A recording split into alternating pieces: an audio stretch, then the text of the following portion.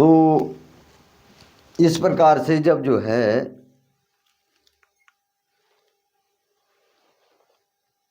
वो उसकी स्त्री भी जो है चंचुला जो है धर्म कर्म से विरक्त होकर उसने क्या करा, अपने ही पति का रास्ता चुन लिया। जब अपने पति का रास्ता चुन लिया तो इन कर्मों को करते करते जो है वो मूढ़ बुद्धि पापी विंध्याचल पर्वत पर विंध्य पर्वत पर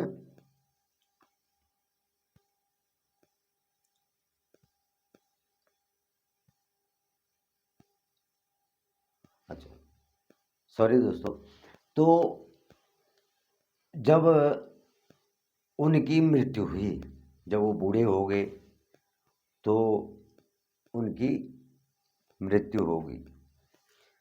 तो मृत्यु हुई तो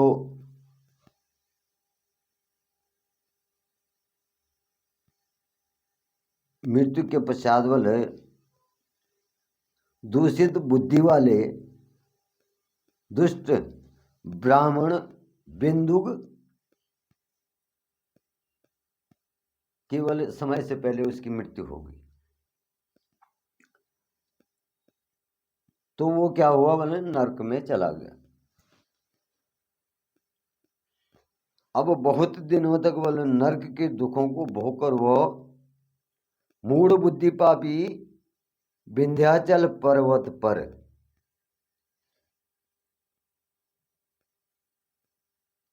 क्या अपने कर्मों का फल भोग कर जो है वो जो है विंध्याचल पर्वत पर पिशाच हो गया, प्रेत बन गया, भूत।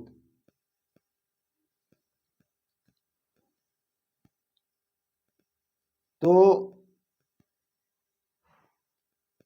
जब बिंदु को मर गया तो उसकी वो चंचुला नामक जो स्त्री थी, चंचुला नामक जो उसकी स्त्री थी, वो अपने घर में अपने पुत्रों के साथ में रहती थी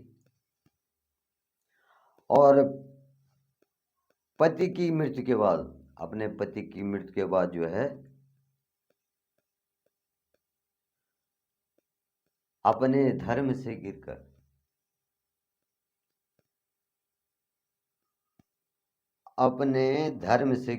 मतलब अपने जो उसका पतिव्रत धर्म था उसको छोड़ करके पर पुरुषों की संगति में, वही वैश्यावृत्ति में आ गई।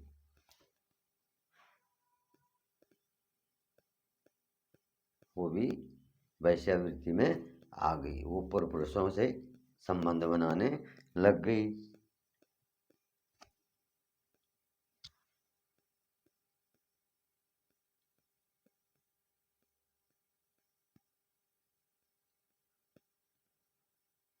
जो पतिव्रता स्त्री होती है दोस्तों, कई संकट भी होंगे, भूखा भी रहना, फटे पुराने कपड़े भी पहनने पड़ते हैं, तब भी वो क्या करती है, अपना धर्म नहीं छोड़ती है।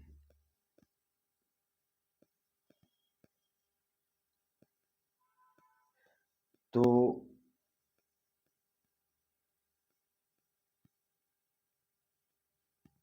दोस्तों ये बात सत्य है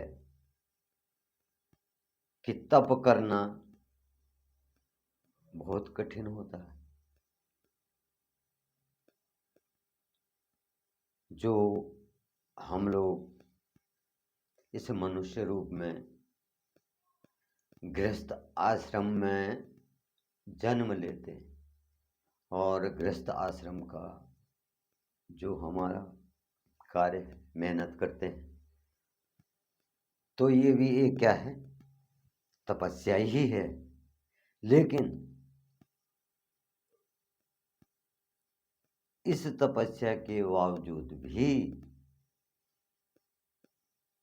जप तप में भाग जरूर लेना चाहिए और एक चित्त एक मन से जो है कोई भी कथा हो रही हो, चाहे वहाँ सत्यनारायण की कथा हो रही है, चाहे वो वहाँ माँ दुर्गा सप्तशती हो रही हो,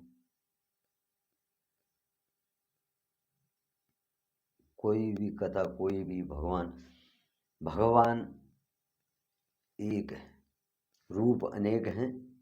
किसी भी रूप में जो है आप कथा को सुनेंगे तो आपके जितने भी अनजाने दुष्कर्म हैं वो भगवान माफ कर देते हैं। अनजाने पाप जो हैं भगवान माफ कर देते हैं। तब क्या हुआ बोले कि एक दिन दैव योग से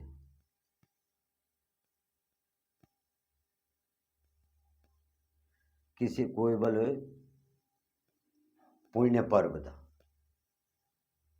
पर्व जैसे हम कहते हैं कि मकर संक्रांति है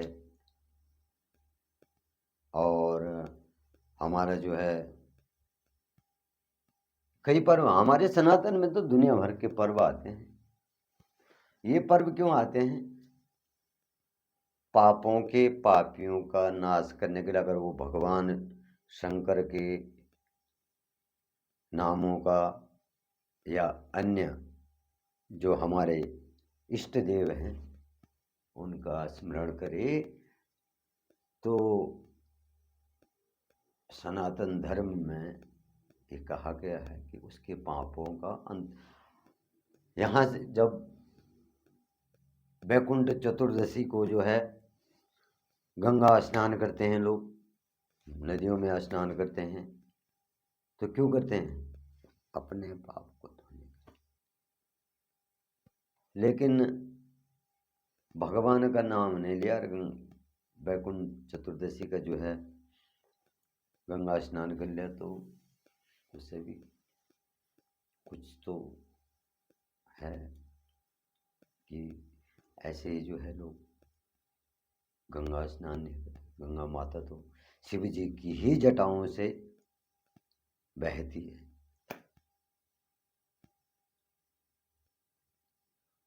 तो दोस्तों कोई पर्व था तो वो भी जो अपने भाई बंधुओं के साथ गोकर्ण क्षेत्र में गई। वहां कोई क्षेत्र था गोकर्ण, वहां पहुंच गई। उसने जो है तीर्थ के जल से, वहां के तीर्थ के जल से जो है स्नान किया और अपने बंधुजनों को के साथ जो है यत्र तत्र घूमने लगी, मतलब इधर उधर घूमने लग गई। तो जब घूमते घूमते जो है वो एक मंदिर में पहुंची,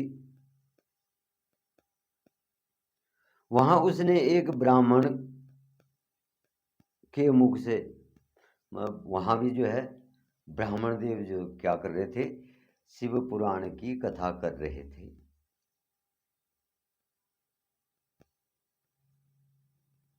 तो शिव पुराण की कथा जब ब्रह्मदेव कर रहे थे, ब्राह्मण देव, तो वो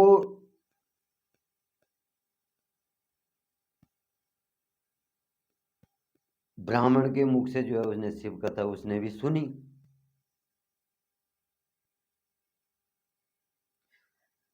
तो कथावाचक जो कथा पढ़ रहे थे, ब्राह्मण देव कथा बोल रहे थे, जो कथा वाँच रहे थे,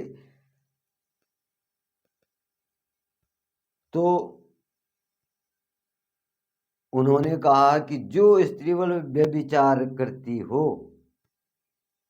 जो स्त्री अपने धर्म से विरक्त हो जाती है और पर पुरुषों के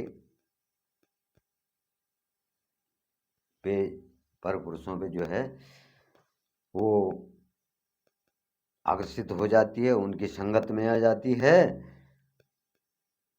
तो क्या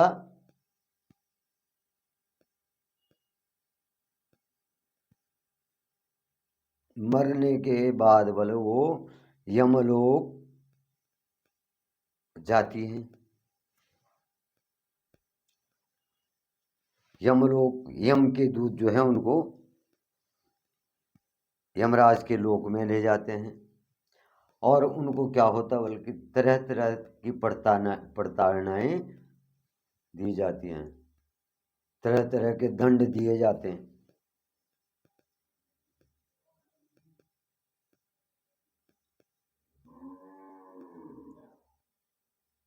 और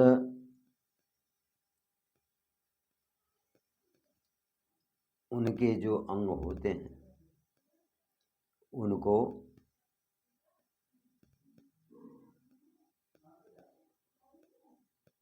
लोहे के सरियों से छिन्न भिन्न किया जाता है। उनको कई तरह से जो है कामांग जो उनके हैं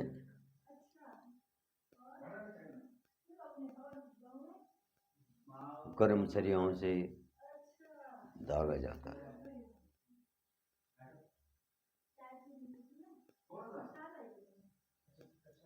तप्त लौह पुरुषों के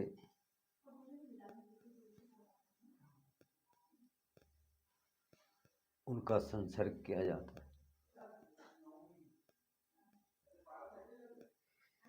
ये सारे दंड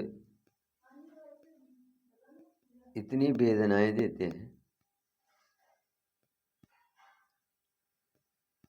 कि वो स्त्रियां चिल्लाने लगती, पुकार करने लगती, बहुत कष्टदायी कष्टमयी जो है उनका जीवन हो जाता है।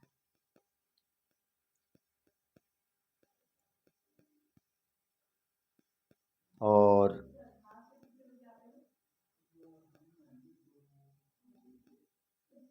वो कहीं पुकार करते हैं, फिर भी जो है यम के दूत उनको नहीं छोड़ते।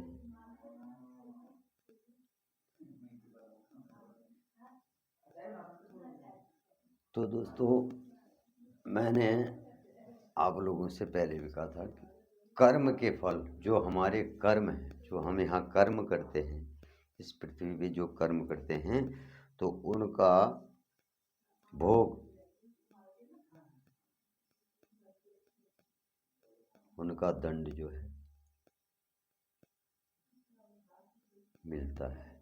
यही कुछ तो यही भोगना पड़ता है,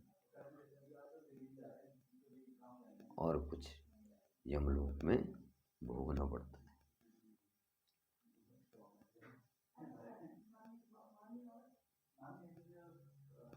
अब जब चंचला ने ब्राह्मण देव के मुख से जो है ये कथा सुनी तो भयभीत हो गई। तो जब वो भयभीत हो गई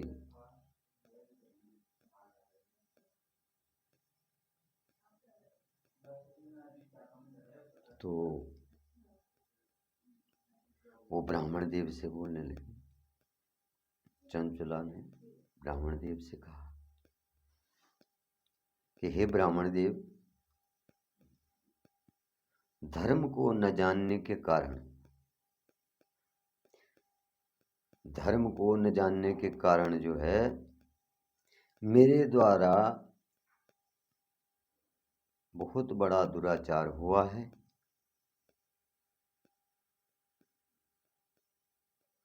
मैंने बहुत पाप किए हैं, मैं दुराचारिणी बन गई।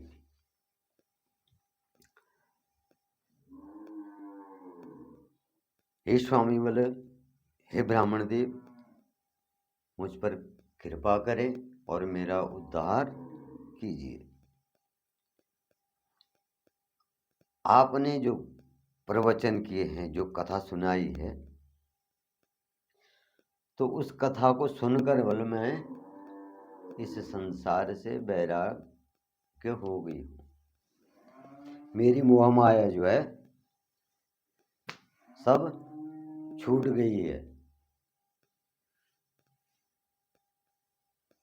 तो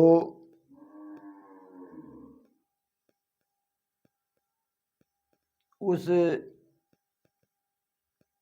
मूढ़ चित्त वाली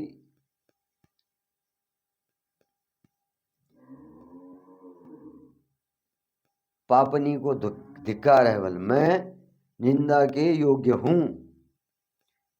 मेरी बल जितनी बुराई करो, मेरे को जितनी गाली गलौज दो, मैं निंदा के योग्य हूँ।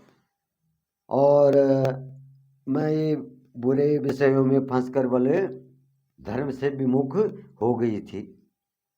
पहले वो धर्म पे थी, पूजा पाठ भी करती थी, भगवान का नाम लेती थी, लेकिन तब वो अपने पति के कार्यों को देख के वो भी जो है दुराचारी हो गई थी, और पति के मरने के बाद वो वैश्य हो गई थी, पर पुरुषों के संपर्क में आ गई थी। तो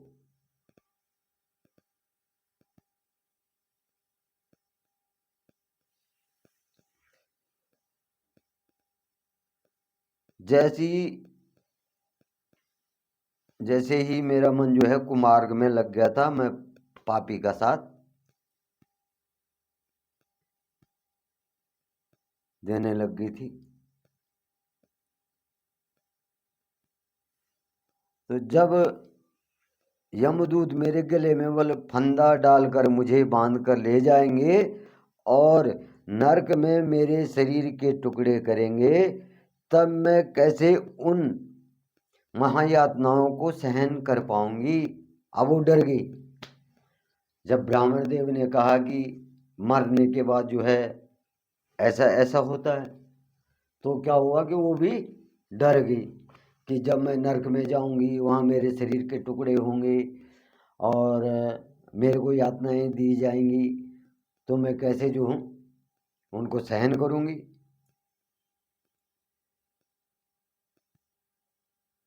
और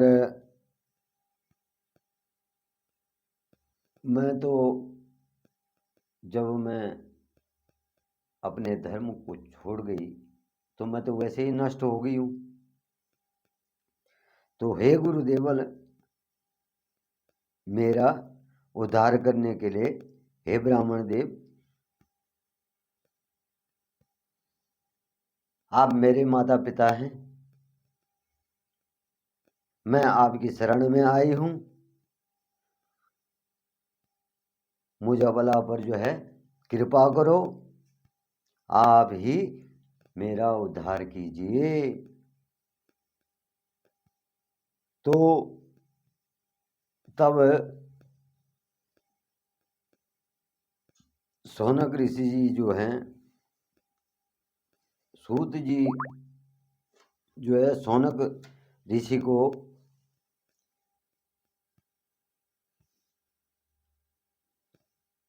भगवान शंकर की कथा सुना रहे हैं। ये दूसरी कथा है।